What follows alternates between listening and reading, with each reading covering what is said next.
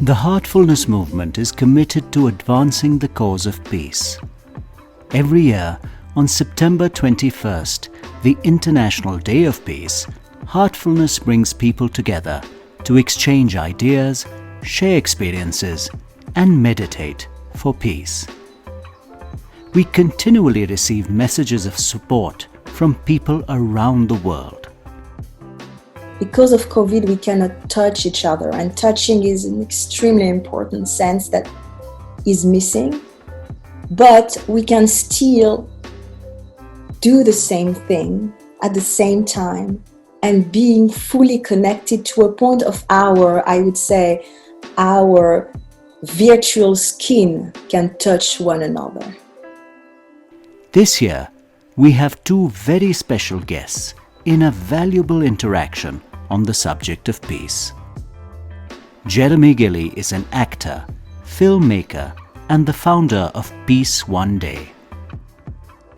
In September 2001, as a result of Jeremy's efforts, a General Assembly resolution was unanimously adopted by the UN, establishing 21st September as an annual day of global ceasefire and non-violence. Daaji is the Heartfulness Guide, author, and spiritual mentor to millions around the globe. Under his guidance, the Heartfulness movement has spread to almost every country in the world. He is committed to the cause of providing free meditation training to one and all, regardless of race, religion, gender, or economic status. It will be interesting to listen to the interaction between these two extraordinary people. One committed to furthering world peace, and the other committed to helping people discover inner peace. We will also feature special messages from internationally acclaimed actor and writer Kabir Bedi and renowned film director Shekhar Kapur. This will also be the world premiere of the Peace Anthem, specially written, composed and recorded by Grammy award-winning composer Ricky Cage.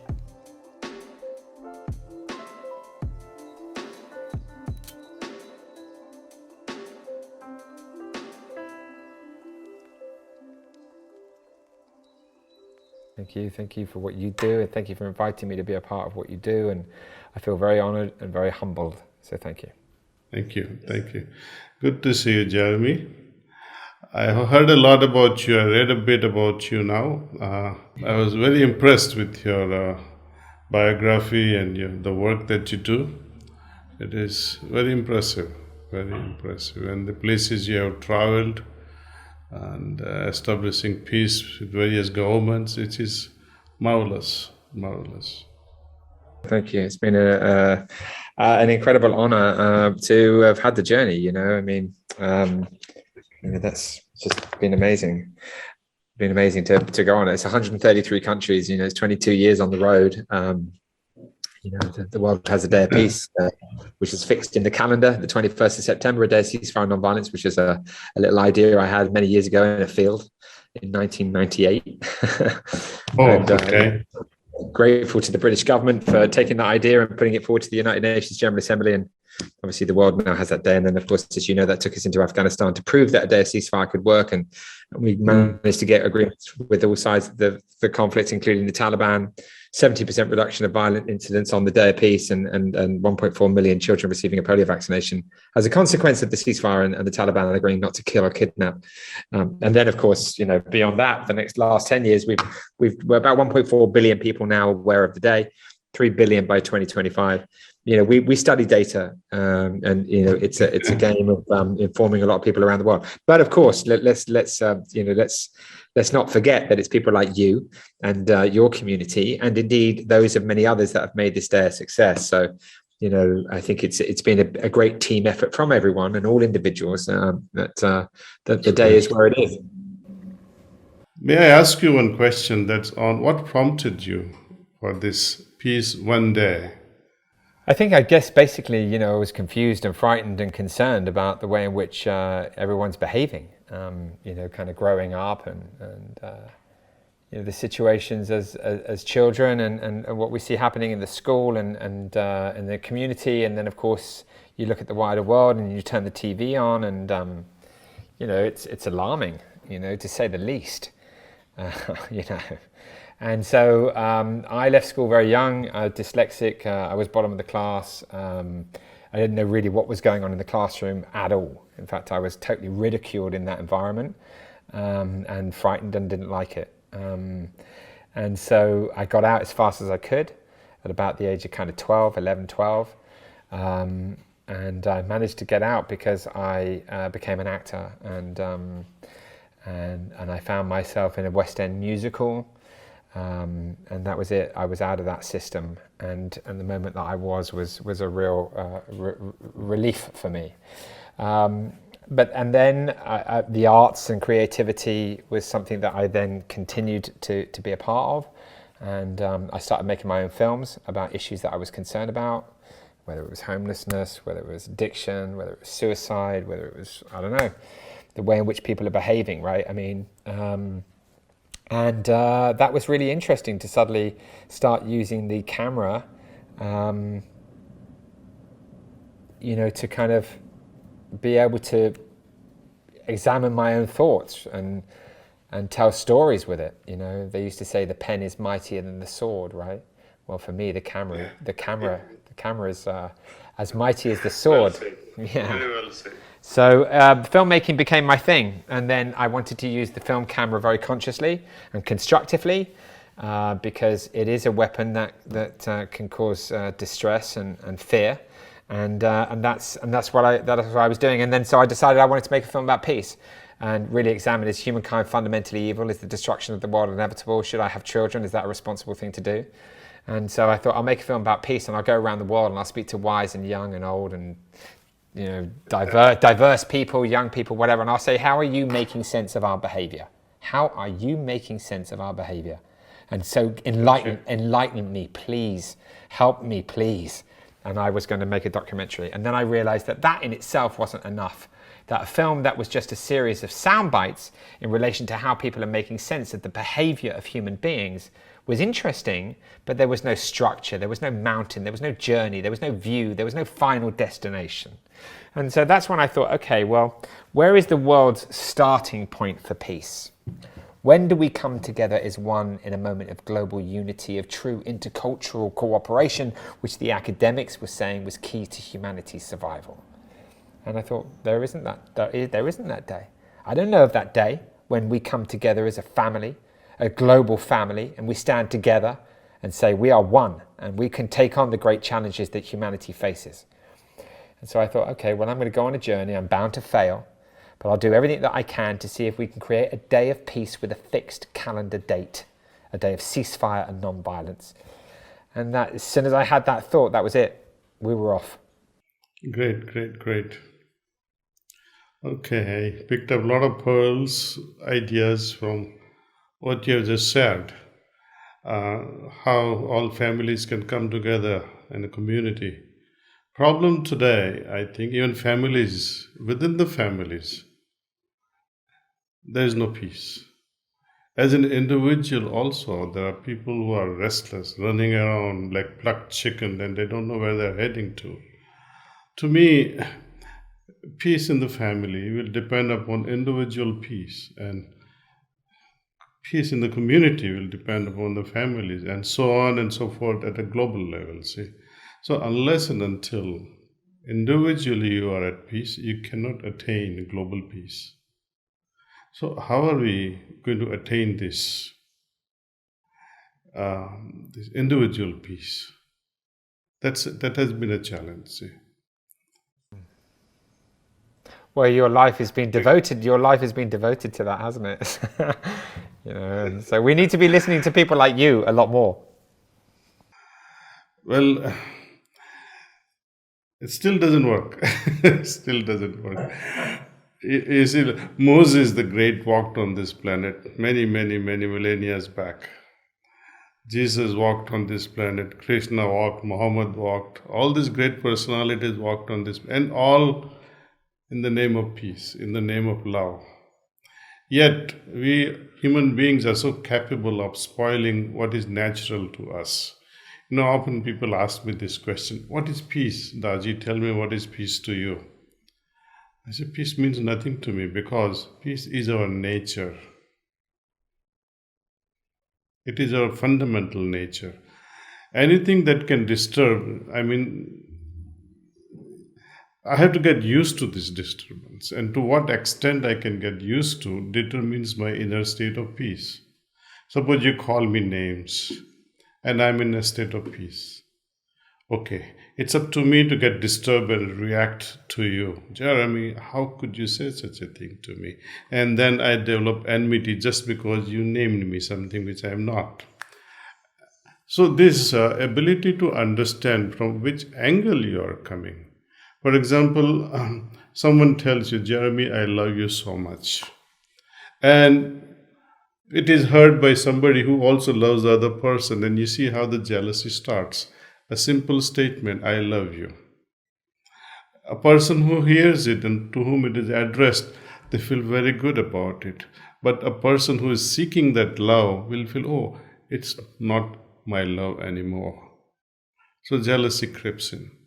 So a lot of understanding is required, a lot of acceptance is required, a lot of, I would say, tolerance. To me, it's not a good word to me. I don't like the word tolerance. I like the word acceptance in place of tolerance. Love and acceptance is the way to go. Tolerance has a very negative connotation. And I think peace, to me, is a basic fundamental nature of every being. What spoils are this anger, jealousy, restlessness. And we need to introduce certain practices, I think, right from preconception. Then during the pregnancy, and then how the childhood travels through this teenage period and adulthood. At each phase, there is a different level of training and interventions. So it's a long process.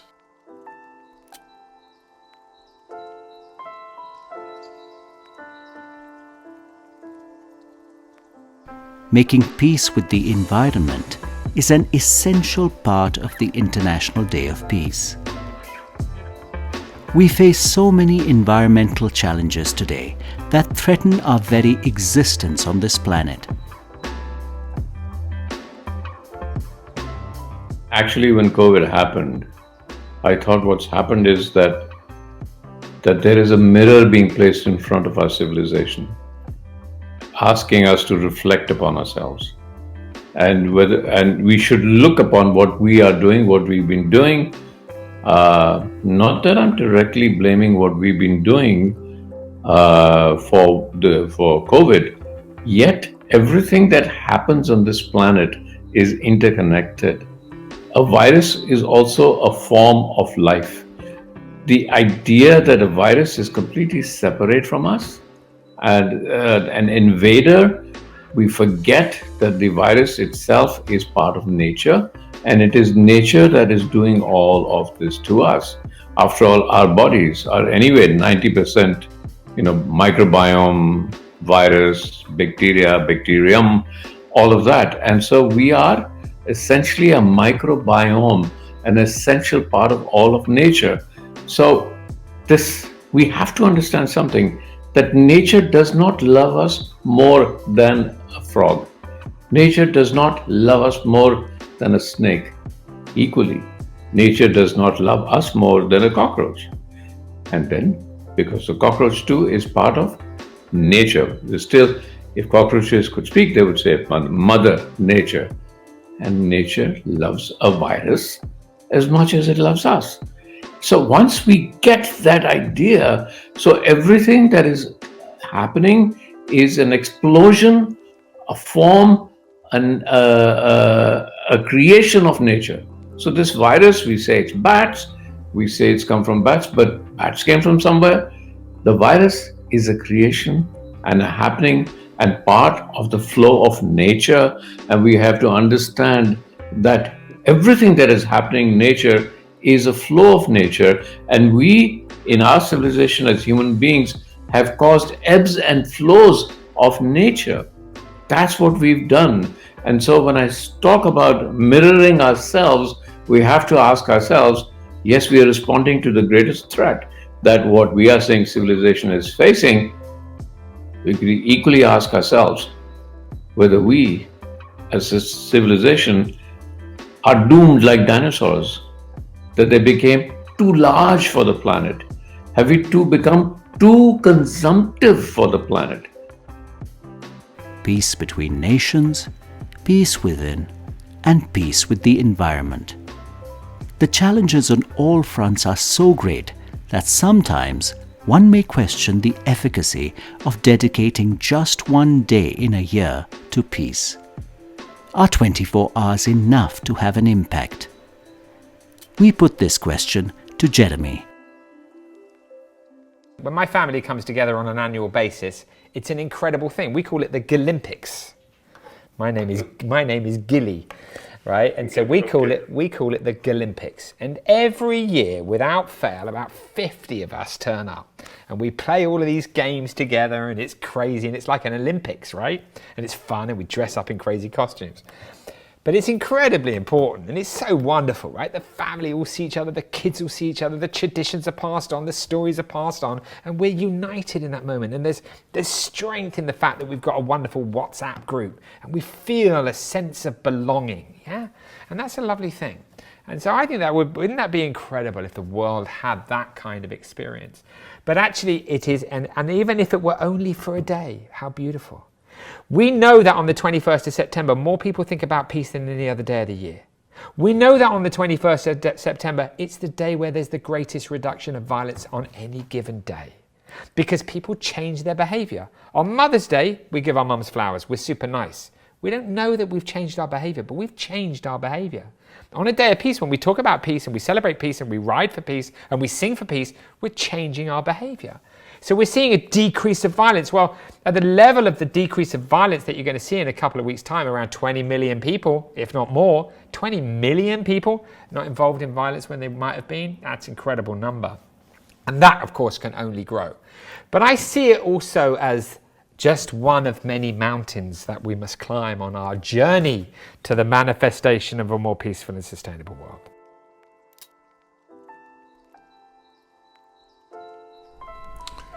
Hi, I'm Kabir Bedi and here to wish you Happy World Peace Day. There's international peace, there's national peace, and there's personal peace. I think the majority of people on this planet want peace. So world peace begins with personal peace. I found meditation to be an extremely powerful source of inner peace. I think Daaji's system of Heartfulness Meditation is also a very powerful way of bringing inner peace to people. Inner peace, personal peace.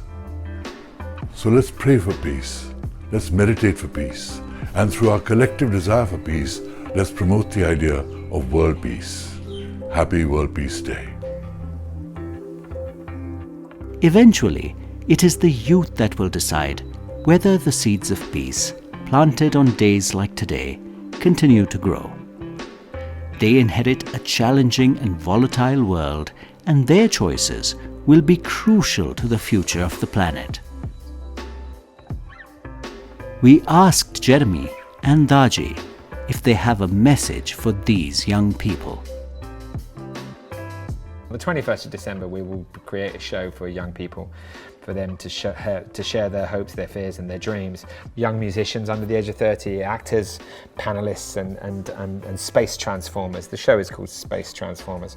It's about young people who are transforming the space around them with the one agenda of humanity, saving humanity. Incredible. Because that generation under the age of 30 is going to have a really big, serious situation on their hands, of course, as we know. And so anything that we can do to bring them together, to share stories that we hope then inform and inspire and engage other people is really crucial. For me, young people are clearly the key to humanity survival. Since the beginning of the journey, I've spoken in 133 countries to young people. It was always the most important thing to us. Try to inspire a young person to know that they can make a difference, that they can change the world, that their actions count, that our future is in their hands. And that's just incredible. So, that's that I think is the most important thing for me to know, to work towards, to tell stories through film, and the way in which we do, to just to enlighten a young mind to know that irrespective of their qualifications or their physical state or wherever they are or their financial position, that everything that they do is what is going to save humanity, and they can make a huge contribution and a massive difference. Because that's just the truth of it, right? Every tiny action, every one brick in that wall that's united creates that dam which stops the onslaught of potential situation that we face. So yeah, it's about the youth. It's about young people, and God, if we can play a tiny little part, in making a young person realize that they are the change makers. They are the ones whose individual action is crucial. Then, wow, we've done a good job, right? So, I will work the rest of this day. After this interview, doing everything that we can with the wonderful team that we have to do just exactly that. And so, yeah, it's lovely. Well, everyone, to me, looking for happiness in life. And youth especially today, they need more than ever, I think. Our times were different when we were youth. Today's youth is also quite different. They are quite creative. At the same time, they remain quite restless. For whatever the reason, because they are not settled, maybe they are looking for a job, maybe they are not, they haven't completed their studies, they are not settled in life. I have always wondered about how to be happy, how to arrive at peace. This how to principle has always been a challenge to my mind. How do you arrive at peace unless you appreciate this peace? And who doesn't appreciate? That's our basic nature. Unless and until one has peace and remains restless, even if you are given everything in the world, you cannot enjoy that happiness. So one has to arrive at a state of calmness, a peaceful state of mind. And how do you arrive at that? Unless and until you're contemplative. You're having a 360-degree views. And this contemplative mind can be arrived only when you have a focused mind. And how can you arrive at a focused mind? Just as you go to a gym to build your muscles, how do you arrive at a regulated, focused mind? And that's why we keep offering to people at no cost meditation, because meditation prepares your mind, helps you arrive at focused mind, contemplative mind, that makes it more harmonious, more peaceful. So that is my suggestion to youth, that if you really, really want to be happy, be at peace. And peace is the product, or it exposes your inner nature of that you are at peace only through meditation, see. So meditate well if you can. And you don't have to waste even $1. Log in anytime you like at heartfulness.org and learn how to meditate. You won't regret.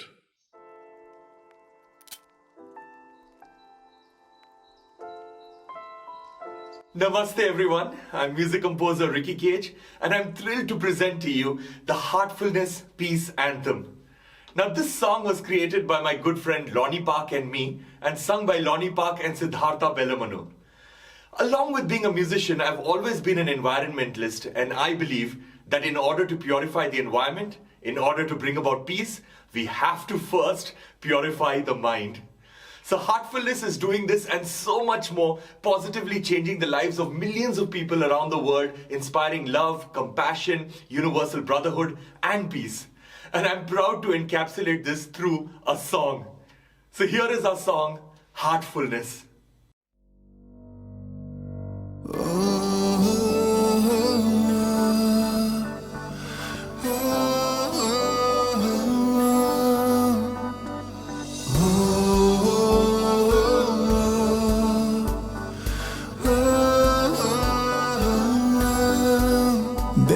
light right here. There is light right here. There is light right inside you and me. A beacon that shines for peace. Sahaviryam karavavahai. Om Shanti Shanti Shanti.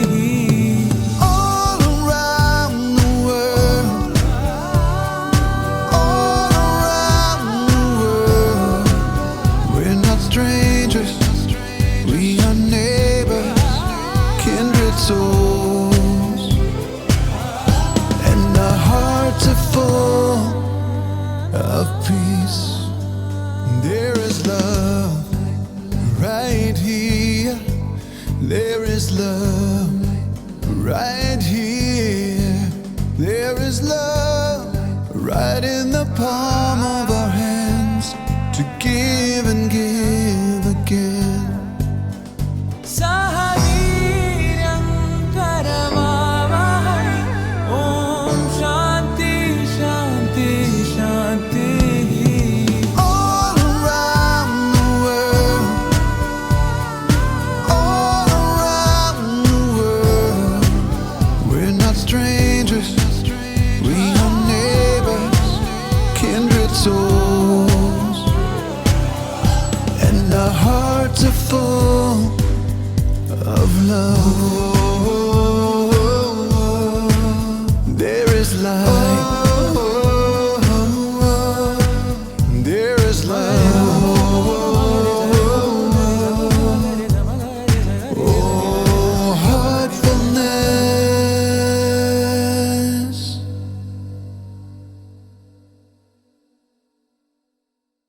Before we go, right, I mean, thank you so much. Honestly, just love it. It was amazing being in your company, listening to your words and talking with you. And, you know, it's not for me to thank people what they do on the 21st of September.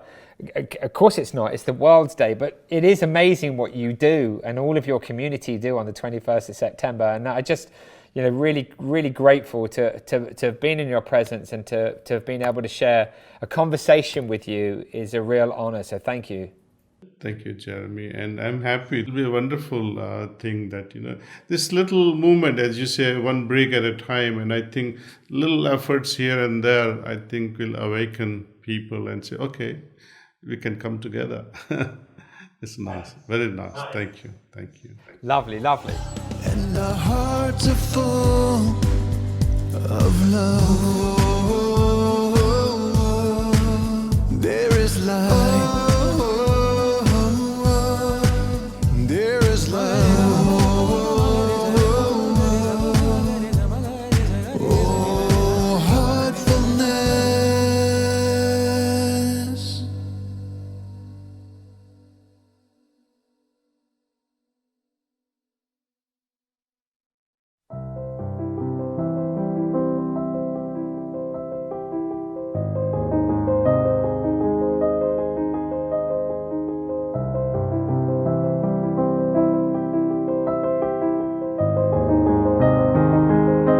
Топло добре дојде на сите.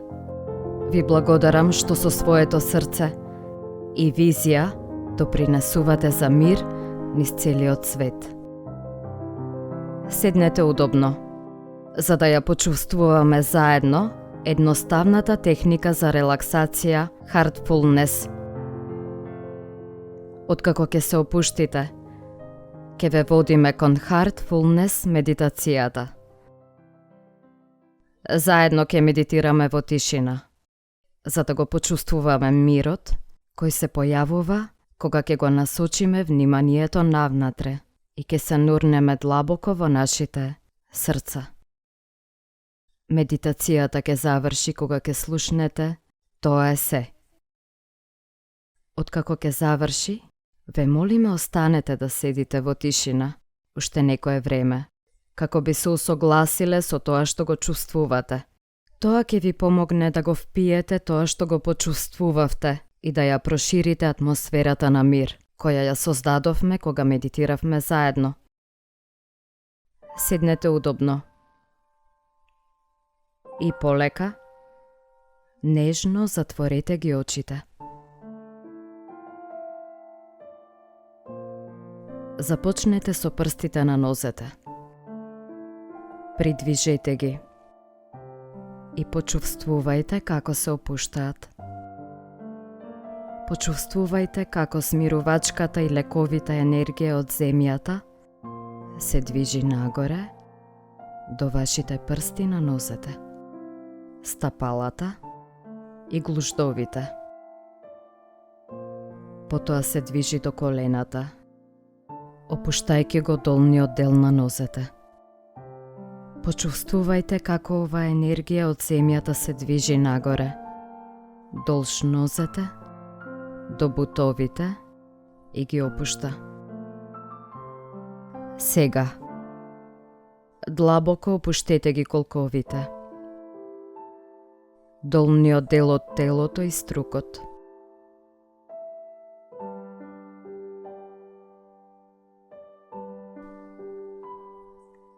Опуштете го грбот. Од дното на грбот до рамената почувствувајте како целиот грб ви е опуштен. Опуштете ги градите и рамената. Спуштете ги рамената. И почувствувајте како се целосно опуштени.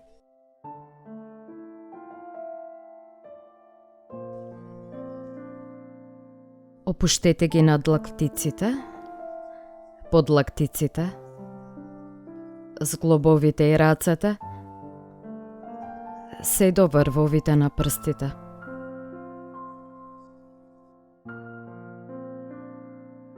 Опуштете ги мускулите на вратот. А потоа насочете го вниманието кон вашето лице. Опуштете ја вилицата. Ослободете се од било каква напнатост околу устата, носот, очите, ушите, мускулите на лицето, челото, се до врвот на главата.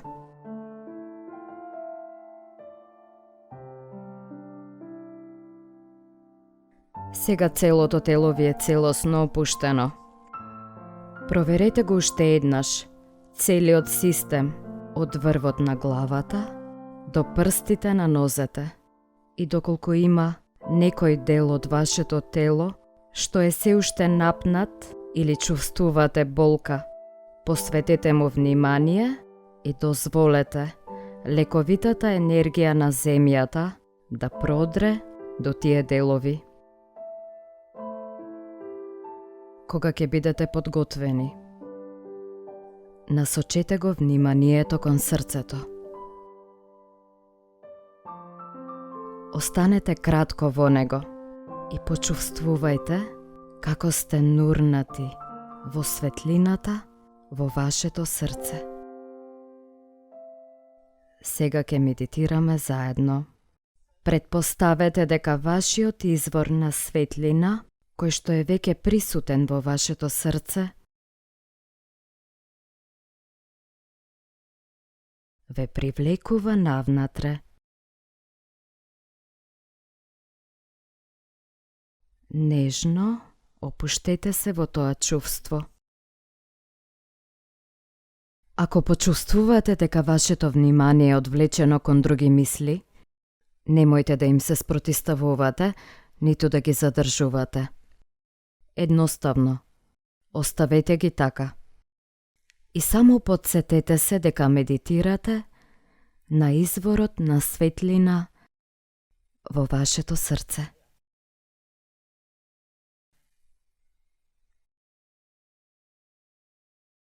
Нурнете се уште подлабоко. Останете нурнати во срцето. Се додека не слушнете дека медитацијата е завршена.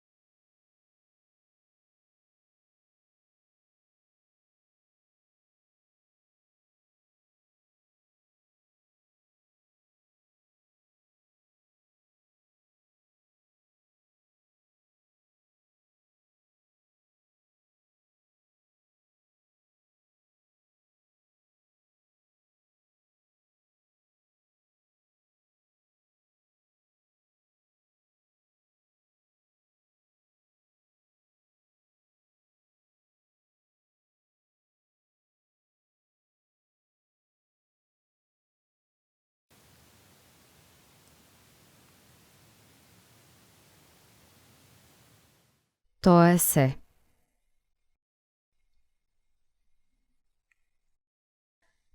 Останете со затворени очи уште некое време. Усогласени со чувството, со тоа што го чувствувате.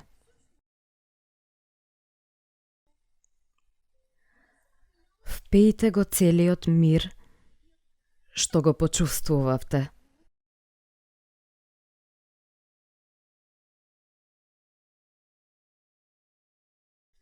Сега, замислете дека тој мир се шири нанадвор, кон сите и кон се околу нас.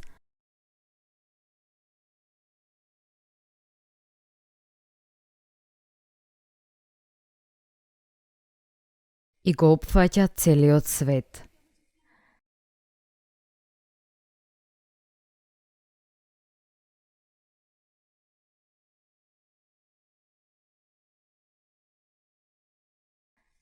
Кога ќе ги отворите очите, застанете за момент и уживајте во тоа искуство.